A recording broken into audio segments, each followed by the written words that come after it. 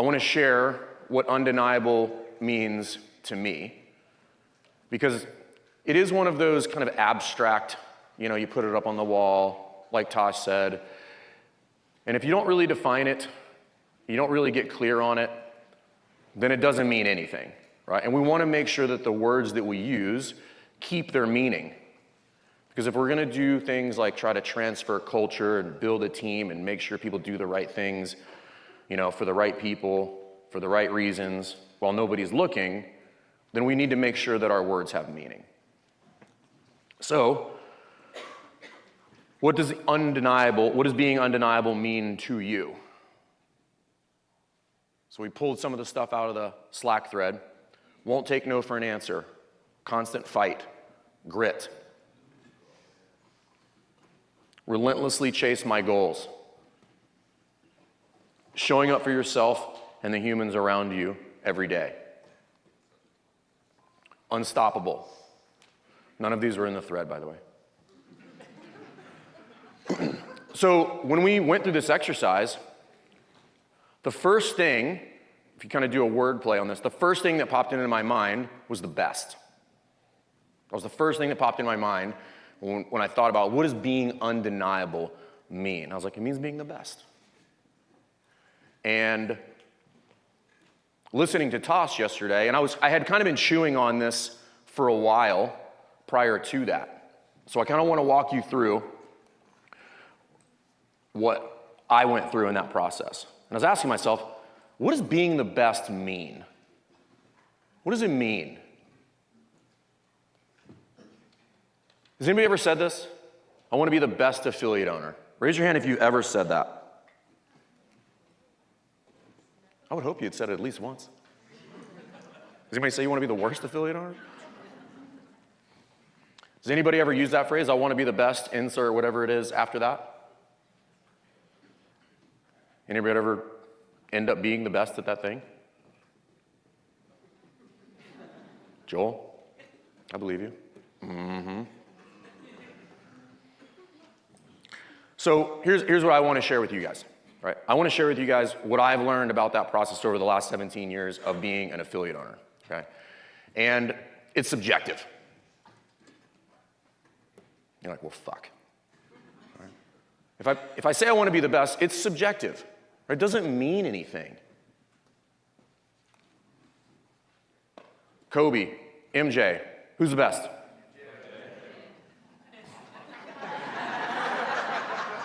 Everybody just showed their age. All right. Anybody know those two? Cal Ripken Jr., Ken Griffey? Who's the best? See? Here we are. Here we are. Drew Brees. A lot of people, listen, if you go off some metrics, you're going to end up with Brady. But if you look at a lot of the stats, Drew Brees are outrageous. Okay? He's also a saint, so that helps. LSU Bama? This one's not actually subjective. It's LSU. Yeah. Nobody gives a shit about Bama. Yeah. So the question becomes, okay, well, if it's subjective, then why do we chase the subjective? If I'm chasing something that has no definitive meaning or no definitive target, I'm never going to get there. But just a reminder, this is not subjective. Okay? I'm better than he is. Okay? Out of the Jasons, I'm the best. And in that time, I was trying to be the best affiliate owner. I was like, I want to be the best affiliate owner in the world. This is what I want to do. This is what I'm going to chase. This is what I'm going to wake up every single morning, and that's what I'm going to try to do. Okay? And when you start having that conversation with yourself, you find yourself in these weird mental pickles. And you find yourself comparing yourself to other people, right? So comparing CrossFit Rife to Odin CrossFit or CrossFit Louvre, like other what I consider to be highly successful juggernaut gyms. And the reality is like, there's no way to measure that. There's no way to determine who's the best. The best at what? What are we talking about? Okay. So we have to reframe it. And I think distinguishing the best versus being undeniable is a step in the right direction. I am going to tell you, I don't have the answer to that. That's not what I'm going to leave you with today. Okay? but I do want to point you in the right direction. So what I did, and I referenced this in a podcast years ago, is I made this fake affiliate owner in my mind. And I was like, hey, there's this person, and this is what they do, and this is what they've accomplished, and this is the name of their gym, and that's what I'm gonna wake up and I'm gonna try to beat that person. And I'm gonna keep going until I get there. Okay. How many of you guys were in Nashville? Okay, do you guys remember the 80-year-old self exercise? So for those of you that weren't there, the exercise is this. You get one opportunity to meet your 80-year-old self. And your 80-year-old self has accomplished everything that you ever wanted to accomplish, 100%. But they only get to tell you one thing. But you get to talk to them. You're there. I'm like, you did it. What are you going to tell me? Okay. Do you guys remember what my 80-year-old self told me? Keep going. That's what he said. Everything you want, it happens as long as you keep going. And somebody asked me yesterday, because they saw the bracelet, and they're like, hey, you actually wear that every day? You don't just break it out for the events? I'm like, I've worn it every day since I got it.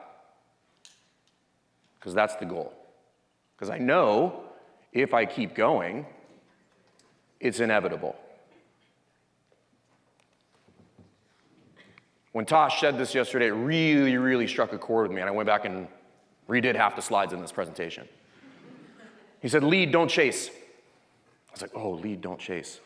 Lead, don't chase. Lead, don't chase. I came up with no answers. I only had more questions. First one was, who am I leading? And the second one was, where am I going?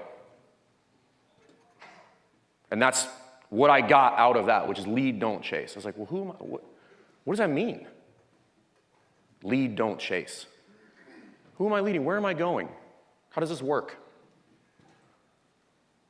And as affiliate owners, we do need to be able to answer that question. Who am I leading? Where am I going? That's what gives me the intent every morning when I show up to the 5:15. It's how I make the decision to pick that piece of trash up off the floor or walk by it while other people are watching. Or do I show up early and I prep my class? Or do I write my lesson plans and show my coaches that I can do that? I got to be able to answer those questions. Who am I leading and where am I going? So then I landed back on this question, which is, what does that imaginary affiliate owner look like? What does he look like? What's he done? So I made a list. It took me like 4 weeks to find this, by the way. I had written all these things down. If you walk into my office at my house, I have binders of books in there, of like journals, like dozens of them. They're full of scribble scratch. You look at it and you're like, this dude's on the spectrum. Like, what's happening here, dude? I was opening them for weeks, right? And like a lot of the models that I've taught you guys, like if you crack those things open, like there's the very first version of all of those. So it's kind of nostalgic for me because I'm looking at those and I'm like, God, that's terrible. Like I'm glad I refined that and came up with something good. And I finally found it. I don't even know how long ago I made that. That's at least 7 years old when I made that list. And I didn't need to look at it every day. I know what the list is. I made it. So I was like, all right, well, that's what I'm going to chase. That's what the imaginary affiliate owner that I'm chasing would do. That would be the things that they would have accomplished. Which then led me to another word arm wrestle, this idea of passion versus obsession. And you guys have probably all heard me talk about passion. I have a real disdain for the word passion. Right? Because I tell you guys, passion has a shelf life. It's just a little bit longer for affiliate owners because you guys are tough. But eventually your passion runs out. At some point, the passion has to transfer and become obsession. Because we know passion is not going to be enough. Because passion's temporary, obsession is forever. Obsession is forever. If you've ever been really obsessed with something, you know what I'm talking about. I don't play basketball anymore, but if you gave me a basketball, I'm gone for a couple hours. I'll be out here doing dribbling drills and shooting free throws in an imaginary hoop. Like, I just don't know what else to do if you were to hand me a basketball. Because I was obsessed for years.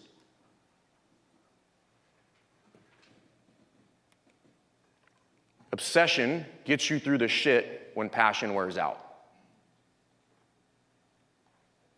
I love this quote. Does anybody know who Inky Johnson is? Yeah. So Inky Johnson was a football player at Tennessee. Really good football player. Would have had probably a very successful career in the NFL.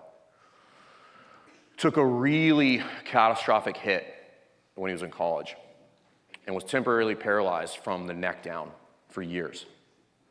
Still really doesn't have use of his right arm. And now he's an incredibly successful motivational speaker. And I've probably listened to videos of Inky Johnson say that thousands of times. And it rings true in my mind all the time. So his commitment is staying true to what you said you would do long after the mood that you said it in has left. And I think about that. That's how I view obsession. Obsession is, hey, it doesn't matter how I feel about it anymore. I'm going to go do the thing. I don't need to be passionate about it. I'm obsessed.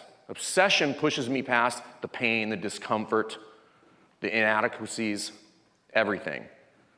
It just pushes them off to the side and says, this is what we have to do. And what does that mean?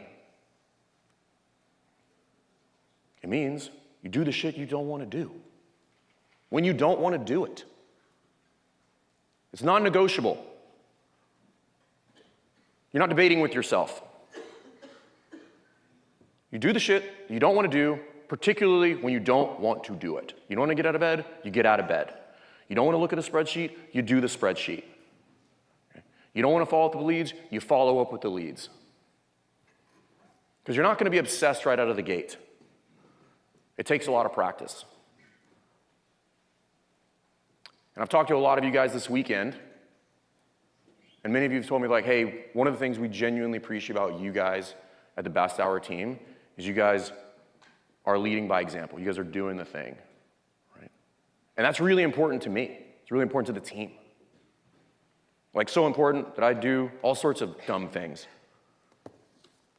This, so aptly titled, is an easy introduction to financial accounting. That's false advertising. It's not easy at all. This is accounting for dummies. It's 1,000 accounting questions. I am currently on question 251. I told Jay I was going to do it in 40 days. It'll probably be like 70.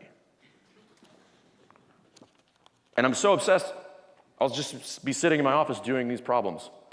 And the staff walks in and they're like, when did you turn into a nerd? And I was like, I don't know. How obsessed? I'll tell you.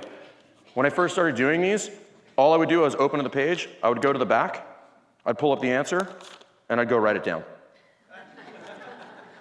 And you're like, that seems unproductive. Well, I'll tell you, I still don't know a lot of the answers. I know a lot more than when I started. And when I get to 1,000, I'll know a lot more than I know at 251. It doesn't matter how I got there. Who gives a shit? Open the book, do the questions, 25. I sit down and I do 25 questions, and when I'm done, I close the book and I move on. This one's funny. You guys ever order something from Amazon? You're like, that's not at all what I thought I was going to get. So I started reading about the theory of constraints. And I got this book from this guy. Can't really even pronounce his name, so I'm not going to try. He's like, oh, he wrote this other one. It's called The Handbook for the Theory of Constraints. I was like, ooh, that sounds useful. I get this brick of a book, and it shows up in the mail. I'm like, what is this? I didn't order a thing this heavy. I open it up, and I was like, okay. I'm like, okay, 1,100, got it, okay. And then I was like, I'm gonna read it. Why? Why not? If I'm obsessed and I want to learn about this, then I'll open the book and I'll read it. How long is it gonna take me? Fuck, I don't know. Who cares? Some of you guys probably heard this story. You just know where the Mamba mentality comes from, Kobe Bryant? So there's an interesting story. Kobe's getting an interview, and they're like, hey, how do you approach training? And he starts talking about his day and how he schedules his day. He's like, well, if I wake up this time, and I train for 2 hours, and I go home and I take a break, and then I come back and I train for 2 hours, and I take a break, and I come back and I train for 2 hours, and I take a break, and I got 6 hours in the day. He says, but if I get up a little bit earlier, I can get 2 extra hours. And he's like, the interviewer's just like, I mean, is 2 hours really gonna get you where you wanna go? He says, it's not about the 2 hours. He says, I'm gonna do the 2 hours today, and I'm gonna do the 2 hours tomorrow. I'm gonna do the 2 hours the day after that. And in 5 years, I will have accumulated so much more time than the person who's trying to beat me that it would be impossible for them to ever beat me. I would have so many more hours doing the thing than they would that it would be laughable that they would try. And that's what I think about obsession.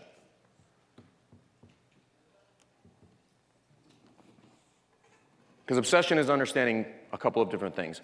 Failure is a verb, not a noun. Failure is a verb, not a noun. And I was super happy to hear Tosh talk about this yesterday. Do you guys remember what Tosh said about failure? What was it? It's a hiccup. He said, you only fail if what? You didn't learn anything. You guys know me, I like graphs, I like visuals. So if I think about what learning looks like, it looks like this. I test something, and then I fail, and then I learn, and then I test it again. That's a great visual of what learning looks like. And if we can get past feeling however we feel about failing and understand that whatever I'm trying to achieve is on the opposite end of that, and I just repeat that pattern over and over and over and over and over, it's impossible for you not to improve at the thing that you are chasing. Absolutely impossible.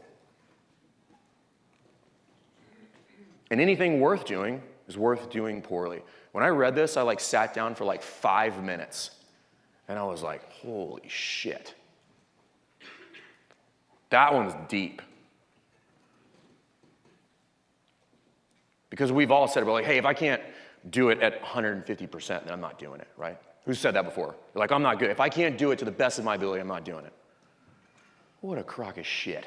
If you're enjoying this content, please subscribe to the YouTube channel. Also, if you're interested in what we do in Affiliate University, there's going to be a link somewhere around this video. Book a call. We'd love to talk to you about how we can help you build a better box. Because you're going to be bad at it at first. Anybody here coach a level 4 standard class on day 1 after you took the level 1 seminar? Yeah, the only thing, you could barely figure out how to turn the music on. That was the only successful thing you did that day. Right?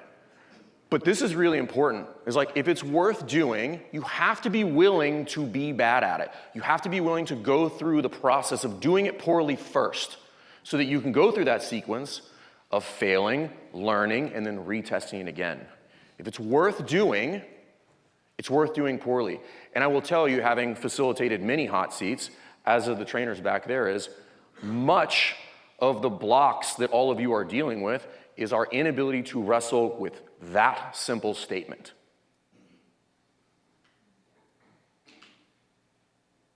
Our inability to be okay with doing it poorly is preventing us from doing it at all. Just be bad at it. Be bad at it a lot. If you do it long enough, you won't be bad at it anymore. But if it's worth doing, you have to understand it's worth doing poorly. So don't be the best. That's not the point. Just be better than you were yesterday. That's it. Just be better than you were yesterday. And don't qualify better. I shared this with you guys a couple days ago about what I learned from Steve years ago in a level 2. Don't qualify better. It's not a little better. It's not kind of better. It's not sort of better. It's just better. That's it. It's binary. Better than yesterday. How much? Doesn't matter. Because I'm going to do it again. And if I get into the habit of doing it over and over and over, you'll stop asking yourself these questions. I told you guys this in Colorado when I do this. I'm like, most of us are so worried about how much time it's going to take, how much it's going to cost, how long is this going to take. It's going to cost how much it's going to cost, and it's going to take how long it's going to take. So don't worry about it. Just start putting your reps in. Start stacking your failures so that you can learn and you can get to the other side. Be okay with it. Be okay with doing it poorly, because if you're okay with being it poorly, that means it's worth something to you. Start asking yourself, what is it that nobody else is willing to do? Don't ask what it costs. Don't ask what it takes. Ask, what is it that nobody else is willing to do? That's why I read those books. I don't think many people are willing to do that. And maybe they are. Great. I'll probably learn something from that person if I ever meet them. Do what other people are not willing to do. And here's something very unique about CrossFitters. CrossFitters are uniquely gifted at doing hard things that are physical. We're very uniquely bad at doing things that are emotionally challenging, intellectually challenging. We'd rather just go out and do Kalsu. Right? I had a flashback when Max said that yesterday. I think that's the only workout I've ever quit. I literally was just like, I'm not doing this. This went differently in my mind. Yeah.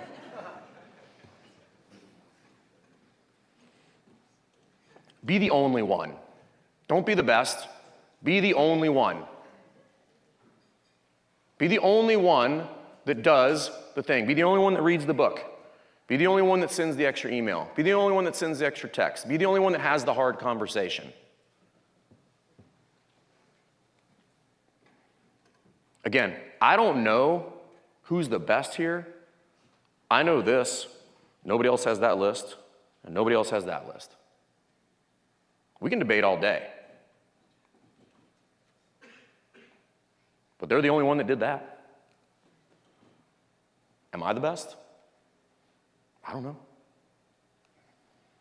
But I'm the only one that's done those.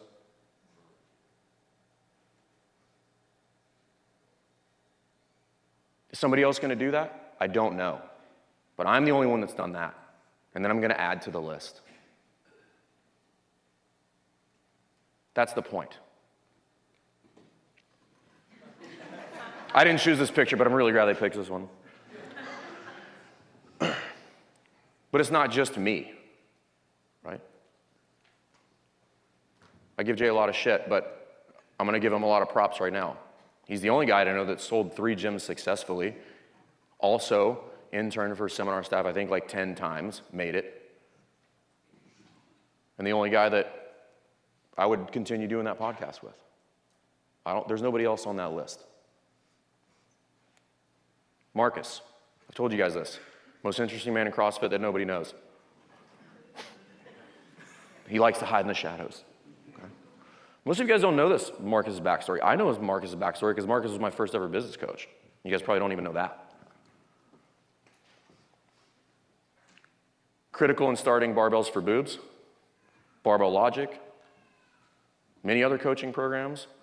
Started and sold his gym, had a website company, was part of Barbell Shrugged when it was at its peak. I don't know anybody with that list. Max. Here's something interesting about Max. Max is the only person that has applied for every single job that we have ever posted for Best Hour. He shot me a text. He's like, hey, I applied for the marketing intern. I was like, I don't think you're gonna get it, dude.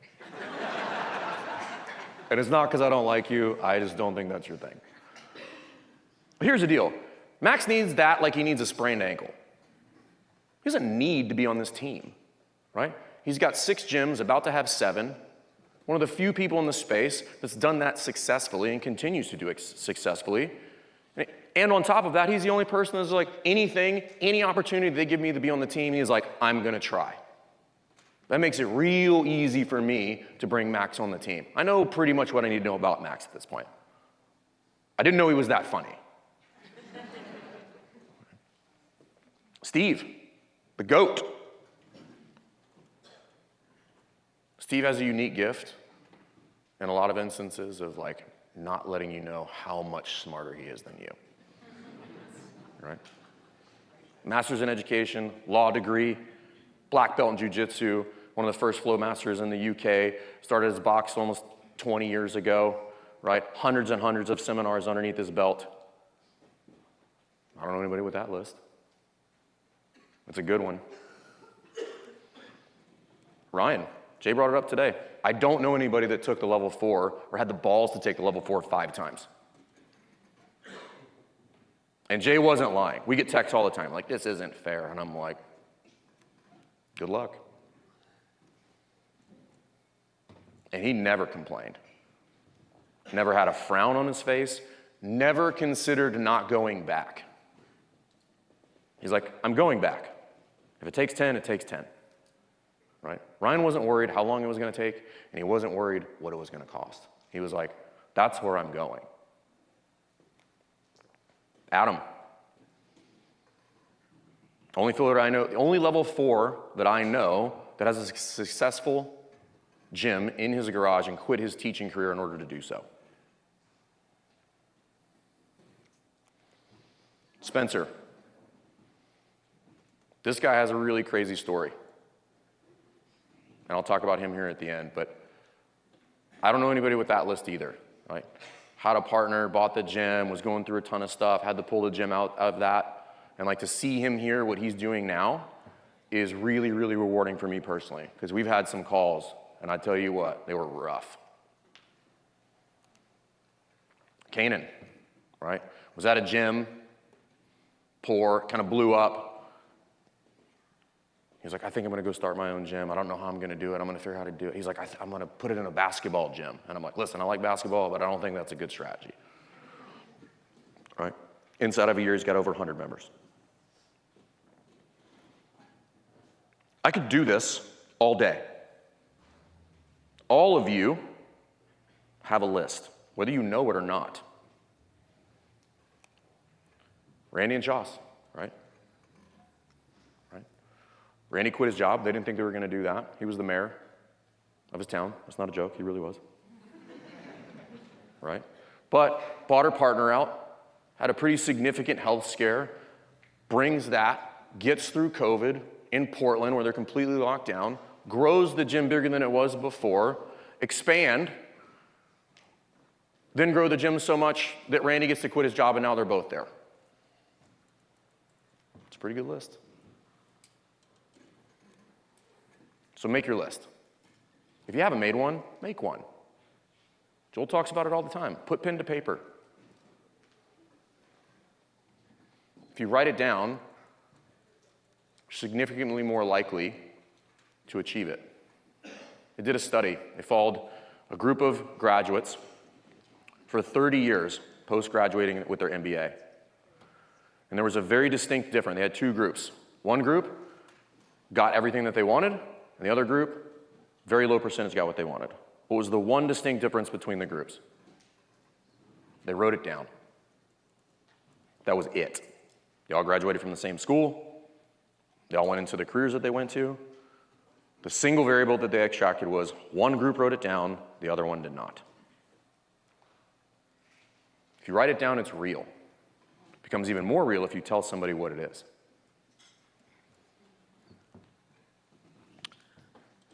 But understand it's not going to make you the best. But it will make you the only one that's done that list.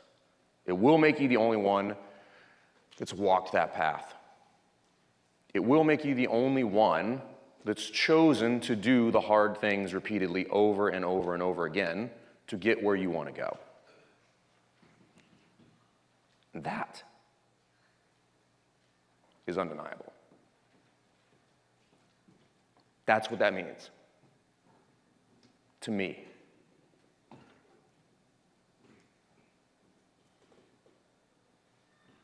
Make the list.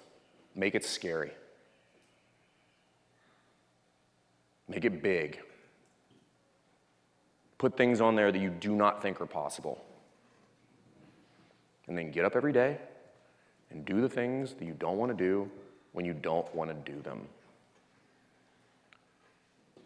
Because somebody else is quitting today.